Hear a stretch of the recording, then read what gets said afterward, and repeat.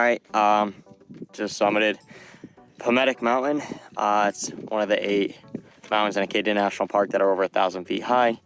There's the Pemetic Mountain sign. There's the sign for the North Ridge and the South Ridge trails. We came up the North Ridge. It says 0.6 of a mile. I think it's a little longer, but we managed to get up in 35 minutes. So really fun hike, really cool. Probably it's probably the mountain here that really feels like a mountain. Cadillac's cool, a lot of huge views, Bar Harbor, but it's commercialized. There's, tourists can drive up it. Penobscot and Sargent were cool, but this one really felt like you were going up a mountain. It was steep from the Northwest Ridge and, or the North Ridge Trail, not Northwest, North Ridge Trail, and it was a good time.